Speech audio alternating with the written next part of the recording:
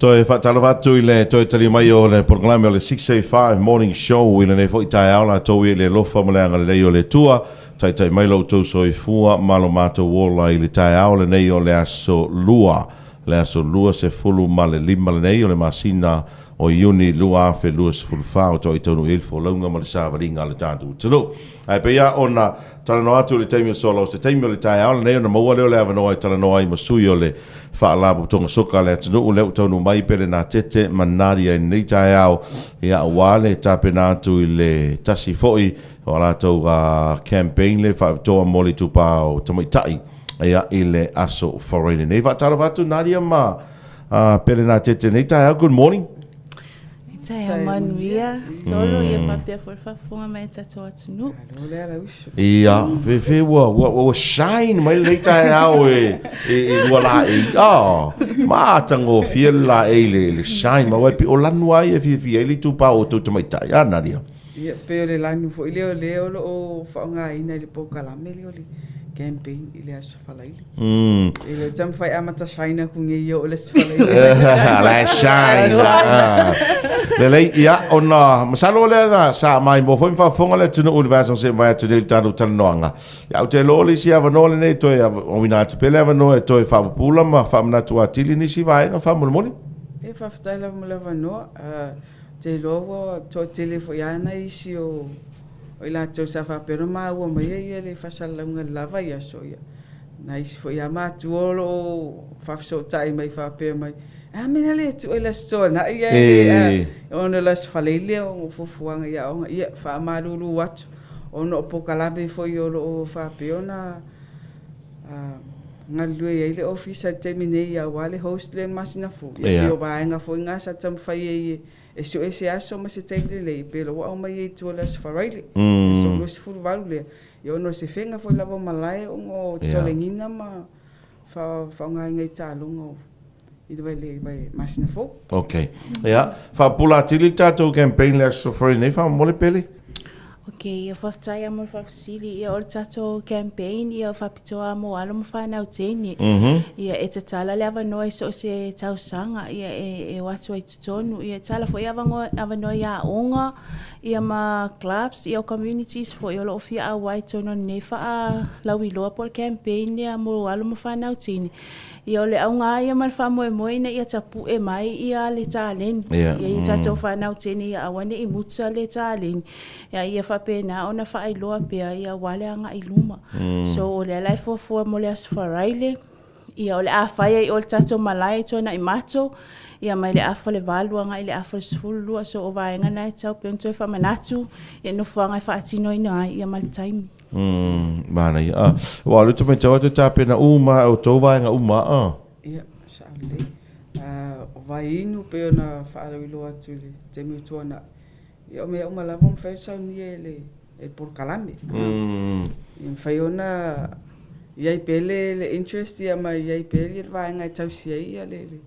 Le soi formalo ia o ia ni whanau te mir pokalame. Ia ora soa nafi foi sa whapeo na whatau tai er matou o onga ma whaia onga la whapeo na whaia ia pokalame mo whanau las wharaile. Okay. E pe o le vaenga foi le mwhenga plan a toa ia le po fere malai ia o a foi vaenga la whapeo matou nga whatau li mai nga mai nisi foi whaia onga mo le aso.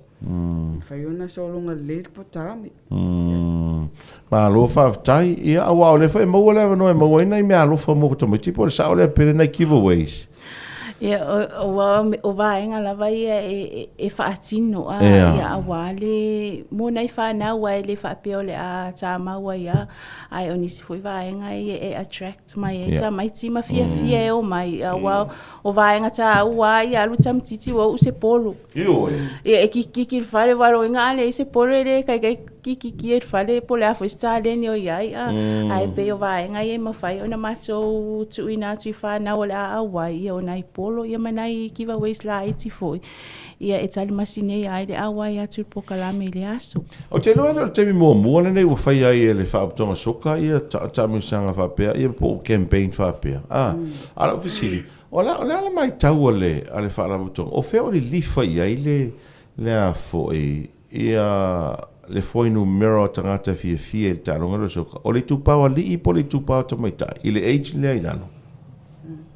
Fitaro mo lava no te lo le va e se va ngai le grassroots. Pe e ma te le ngai I le tupau ali. Oh, okay.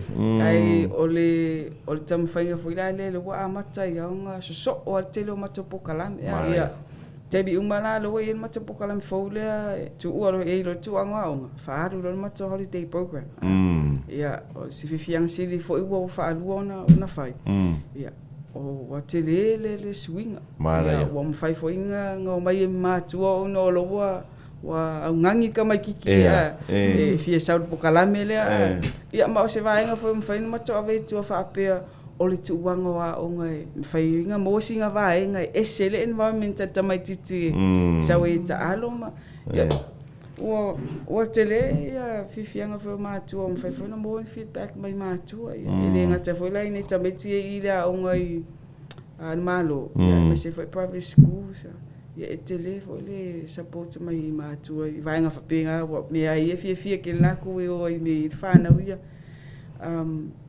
pa ole la lunga nga I ole pokalame pe e ma tele pe vai fo le ma fo nei aso ia mane mo pokalame ma tam fai ine me fai ona tele pokalame mo le tu pa ta mai ta nga te le grassroots ia fa pelti sa o football e fa nga ina ia vai tu ia lo patino lava I age group is football one is football tausang in faiona fa failele atua ia I le grassroots ia manga ia toi lunga okay a te tono se fa popo a tolo I vaenga ia na lilifa ia le vaia tangata I whanau tama I awia ali ia ai peo le tula e mai fo I tato automata I niso whaanga I ta alonga wa mawai atu peo I o le wawawa ai atua I le lango mai a mātua ia por tato atu nufo ia I le I tupa automata ia waitele la vale ava no mo anu whanau tene ia aulo na tia piata le ni tono tato atu pa oro la masina musika I le asfarele o ia wau ke ringa fai ngā siwa mā kuan me le nei wa lisa wa le tau me tau atu pe le tu tam fai fan foi le ia le aso le ina I fa fia me tia au te lo fo mā tua la tau ia ia la tam fai la vai fa nga ma vai nga ia fai foi la tau musika ia fai la ko sumpa se me mata I pokalame be no masa dia fo I si pokalame o fai na okay. Wai ole afo le valuanga I le sulua po le valuanga I afo sulua. Ole afo le valu. Afo le valuanga I sulua. Okay. Ola invite la o Tony a onga po le me wala ngol ke mi le alua onga tamiti. E isi a onga le mo te fai pokalame o te wanga ia la wanga ia la walu ele. Okay. Mana ia na. Isi fo lo fai na invite fo ia muli. Mo le aso ia le ngata I lea e isi nga ia o ngai lo mfena fa mautu mai le awai mai o tamaitai fenta amilo le pasi tai au le ia o ngai ia le mfena mo mai ia nei fa na wi le o pokalam ia sa o le levo ia sa no nga peli e o le fa longo mata mai le sta mititi o la o mai ma vo fa pe mami tau fia mo sa polo soka o lo govi na ka wa ma kwa ke ko polo soka ia la vai e mo ki ngoa le ke ro fa ya ke o giveaway o fa punga le la ma ngi ka me giveaway le ngo fa mai ya mo ko polo soka lo govi ga e ka wa ke le ngi polo soka fa ko ga ku fa mo ka me ki de so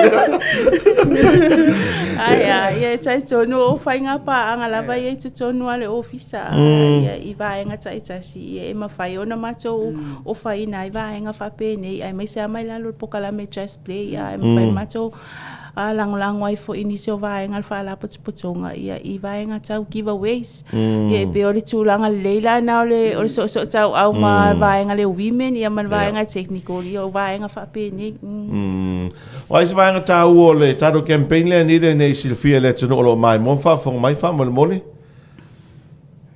ole awai la ole awai ia sa ai e tala sa vai vale e fesi vai ma sa ke ba ko sa vai e mo se lamu plus lamu e Mau mea uma. Ai pe ole ua ngalote. E no se la ku. Singa sa uisi, singa whaku vai. E wao ka manga e ka kawaka e uma. Pe titi pe te de a fia. E singa mela kiki e. Ya mana ia. O lisi mele tau watu ia e tailo ia auto ia fa la auto. Fai se por kalami fa pe se makomoku se vai. O kau ngai ko finga ngalo. Fiki ki era va fole ali. Fai se por kalami fa pe mo tele sala fai. La foi ava ngos makongu o finga va koi yo. E tai tono o fofuanga alu lumana tato asosoka ia moleanga i luma ia lo titi loi foi ia le ofisa ia ile komiti fa foi ia ma tato pulenga ia i vaenga wale tato motele sala fa ia o tai tono le amatamata le mbu atu nei polu ia o tato fa solo atu ida ia ile lo fole ile na foi tau sanga ia poni tau sanga foi lumana. Alo, whaptai tele. Ia, se i wangarau i sisi maenga naria ma pena tete, ai whaptai mole avanoa ni tai au? E tai tonu a vea le ne avanoa e mole whaptai tele ia ono ne pukalame tai tonu folo. Whalongolongo mai seo tato atu nuu ma atua. Ia o whanau tene fo le whalongolongo mai pukalame nei tai au si whai a mama te area mai. Oira swalai le tato a wai whatas. Ia il pukalame ia e mawai fo se fia i whanau tene ia awane i tā mau ia inisi fo i vaenga ia e tatala le vaai ia i vaenga o ta alunga ia olo ia i fo le lumanai olo whapena ona ta oto e le lumanai tele lava ia i tutono tato ta alunga ia le si vaenga ia mana ia fo le vea so fo a wai e te mire whai mato host ia mama a tato e ta kwa e whaisi te leo le tamusanga mana i fo o le taro tala e whaisi te leo le tamusanga le tali malo i tato le vea so fo Ia.